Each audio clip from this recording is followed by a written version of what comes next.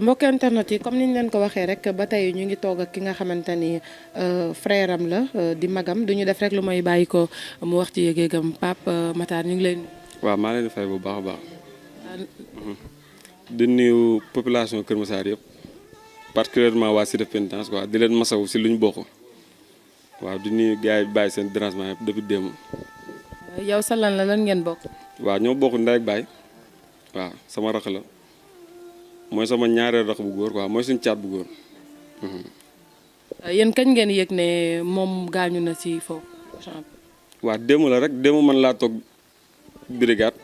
si lañ ma woo sama benn tante boobu ne ma ça fait 24 heures gisuñu Pape Sidi quoi te bokkoon na si manifestation yi ma ne ko ah mun a waaw léegi ñu def ay procédure dem gendarmerie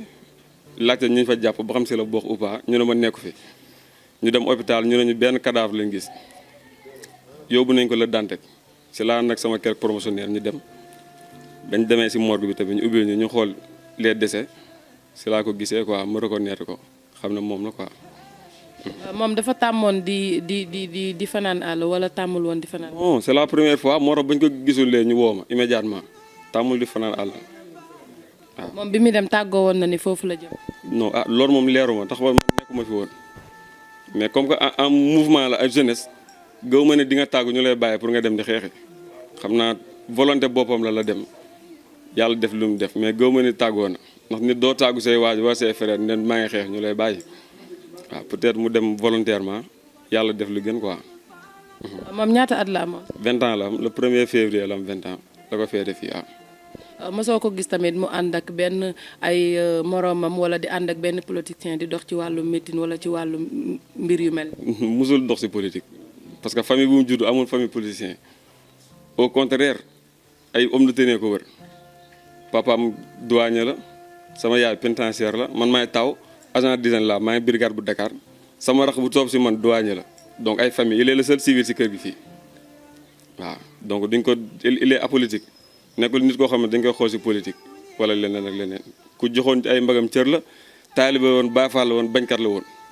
loolu laa am si lu ñuy seere si moom quoi mais doxul si lu ñàkk fayda waaw moom liberté moom xeexal na ko boppam ba pare ba waa kon yëpp xam ne kii xeexal na boppam liberté waaw coow tool ko teel a coow ko teel a topp rek. xam nga nit moom soo nekkee yenn bañkat yi mooy loolu waaw. corps bi naka nga ko gisee bi nga demee foofu parce que nit ñu ci bari ñu ngi naan lakk la ñii ne dafa xëm ci biir lan nga ñu ci mën a leeral. non yooyu bëgguma pousser ci détails yi parce que gendarmerie bi ngi def liggéeyam ak yoon dem nañ sànq gendarmerie wax nañ lu ñu fa war a wax parce que ñun ak ñoom ñoo bokk même tenue bi xam nañ fu ñu war a jaar nañ fa dañuy bàyyi ñu eggal liggéey bi seen loxo lañ ko teg. waaw lépp lu si yoon wax rek aussi dañ koy nangu rek te yàlla tax waaw. parce que moom am na ba pare quoi. mais moom gisoo ay yenn gaañu ci moom wala bi nga demee xàmmee nga ko. waaw xàmme naa ko nice gis naa ko mu tëdd daal. amul ay lakk-lakk. lundi la ñuy def autopsie quoi léegi loolu nag c'est juridique ku nekk ak sa liggéey yoon la ñuy bàyyi mu def procédure bu war léegi résultat yi ñuy jox ñu xam ne loolu la waaw. léegi lundi ngeen war a jot ci corps bi. lundi la ñu war a jot ci corps incha allah la ñuy topp procédure pour jot si. waaw parce que le plus rapidement possible lañ ko bëgg a jotee quoi parce que mun ñu toog aussi sa deret tëdd fenn ak population bi nu mu mel nii jeunes yi mun na indi beneen révolte donc dañuy ñaan état le plus rapidement possible ñu wax ñu lu leer ñu dem denc ko armée Touba yi te suuf Touba oyof si kawam. yan kàddu ngay dénk état bi ak population bi nga xamante ni bari na ñu jógoon génn ci mbedd mi comme xale yi.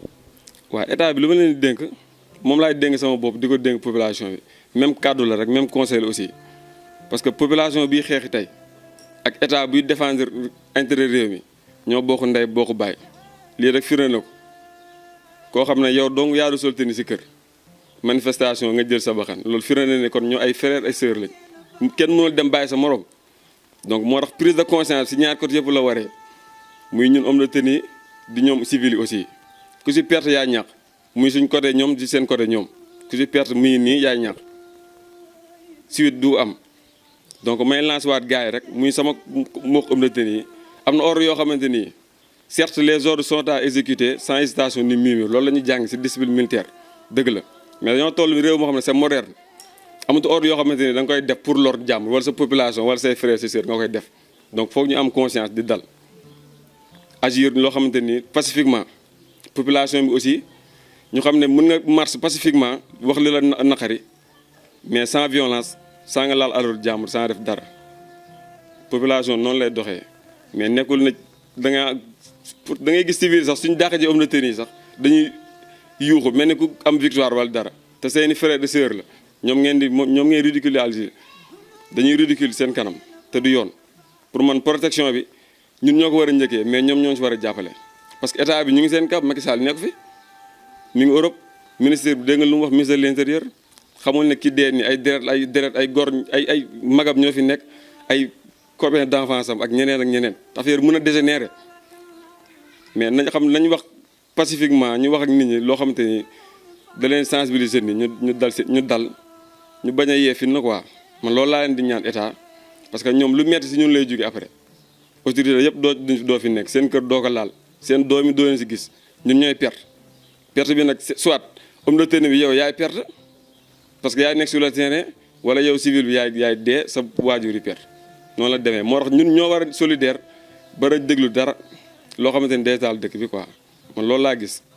waaw. ñu gis na bari na ay gaañu ba ci sa rakk ñàkk bakkanam gis nañ tam aussi benn ndaw bu ñu gis ne moom loxo bi actuellement dagg nañ ko ak benn gendarme tam aussi bu ñu nee loxo bi am nañu problème ba li ñu yaakaar sax mooy dagg ko ak waxu ministre bi dem ban gis-gis nga ci am. waaw mooy li ma ñëwee sànq rek mooy li ma la wax tout à l'heure ku si am accident yaay perte étudiant boobu loxoom dagg étudiant la waroon def étude fan lay bindatee carrière am yàqu na gendarme bi mi ngi doon.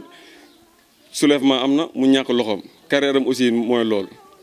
fekkoon avancé wul mënul def benn avancement ci concours professionnel parce que il est inapte léegi booy si génn tamit may porteur de l'occasion aussi population bi képp ku si ñàkk sa baxat ñu ngi la koy jaale quoi jeunesse bi ñoom seen conscience peut-être mooy tooñ dégg nañ ful bu dem xam nga matiruñ ñu topp ful bi ba lii am quoi ma leen di joxaat cadre rek pour ñu revenir aussi seeni décision xam ne dañ fee bàyyi yaay bàyyi fay frère te bañ li leen dara donc nañuy toog seen pooju ndey lu olof di wax am na loo xam ne dara jaru ko état jarul ko kenn waaw. gendarmerie lan lañ wax ñoom kañ lañu gis corps bi ci biir Auchan bi ci guddi gi wala ci suba si. waaw ñoom démb suba lañ ko gis dañ doon def fuuy après xam naa ñu gis ko ci côté Auchan bi quoi waaw. ñoom ñi fa nekkoon parce que laam-laam yi bari na ñii naan ñaar la ñii naan benn la lan nga ñu ci mën a leeral. waaw man benn laa gis ci morgue bi démb. peut-être beneen bi aussi mën nañu ko yóbbu ci beneen district sanitaire mais le Dantec benn laa fa gis muy sama frère bi waaw. moom amul woon doom. non célibataire la 20 ans la am. mi ngi doon jàng. mi ngi doon jàng waaw mi ngi woon lycée Limamoulaye am na BTS année bii passé BEP def naa la waroon def pour terminer année am ren mi ngi woon étude di jàng mais yàlla def na lu gën quoi dañuy sant nag yàlla bu baax a baax ay jullit lañ ay taalibe Serigne Touba lañ. donc ñun dara fee suñu bët dañuy sant yàlla bu baax di ko ñaanal fi mu jëm yàlla na ko suñu borom teeru xaar ko àjjana yi gën a kawe loolu lañ koy ñaanal quoi waaw di lancer waat appel bi rek population yi parce que sànq bu ma xëyee suba gis naa booy bëgg a taal koñ bi manifesté wu mais dañ leen dem jëli indi leen conscientiser leen sensibiliser ñu dal noonu la quoi noonu la njiit di war a doxee ak population mais pas brutaliser wala forcer su ma ŋànkee lii du dagg. waaw parce que fii ñëpp am nañ sañ-sañ koo gis am na sañ-sañ mais maturité ak dépassement la rek nga bañ yenn yi waaw même policier tey yuy daw yor arme di daw bañ nañ lor seen frère mais xam nga ne ku yor arme ak ku yor arme mënuñu xeex ku yor arme ak ku yor arme mënuñu xeex mais ñoom ñu ngi daw pour bañ a def erreur bañ nañ tirer ci seen frère wala seeni sœur donc gars yi nañ ñëwaat quoi delloosiwaat xel yi xam ne dara jaru ci àdduna sa famille ngay teg fitna sa famille la ngay teg coono mais aussi ñun tamit suñuy agir nañ agir sur la science réelle quoi loolu laay wax. bi nga demee ba gis ko mu tëdd mu nekk sa rakk ba pare nekk xale amoon avenir ci jàngam ci léppam naka nga def ba war moo yëgal ko seen waa kër rawatina yaayam. waaw metti na torop xam nga dem moom gis sa frère si yenn mooy loolu metti na si xol quoi mais nag yàlla may nañu xolu muñ quoi ba dañuy dëgër mais posé woo ñu war a woo muy samay tonton samay kilifa ak sama benn grand frère bu nekk ne. ñoom laa woo ñu ñëw ba gis ko ñu identifié ko ba pare léegi ma woo ñu ma war a woo wax leen ko mais ñu dal te sant yàlla waaw ñoom laa woo après ñoom ñoo gis maire wax man personnellement mënu ko woon wax maire waaw parce que paa bi ba mu décidé léegi 1 an la toll lii topp si donc c'est mënoo ko wax brusquement quoi parce que xam nga yaay si doom nu mel te jigéen la waaw moo tax ma woo samay frère samay tons ñoom ñoo ko avisé information bi. merci beaucoup ñu ngi leen. waaw ñu ngi leen jaajëfal bu baax di leen gërëm. mbokk internet yi lii lañ leen indiloon ci fi nga xamante ni moo di Kër Massar gis ngeen li nga gis yëpp ñu toog nag ay xaritam lañ ak ay xariti frère am comme frère am ni mu ko waxee rek dajaloo woon nañ xale yi léegi pour daal di manifester wu ndax tamit dañoo am li nga xamante ni moo di naqar waaye seen mag yi woo nañ leen waxtaan ak ñoom xamal na leen ne loolu mën na bañ a ñàkk léegi nag du ñu def rek lu mooy bàyyi leen rek ngeen attel seen bopp bari na tamit ñeneen ñi nga xamante ne ñàkk nañ ci seen bakkan tamit ñoom ñëpp ñu ngi leen di ñaanal suñu borom yërëm leen xare leen àjjana di wax xale itam aussi nañ bàyyi xel ci li nga xamante ni moom moo ko dal bu baax a baax jërë ngeen jëf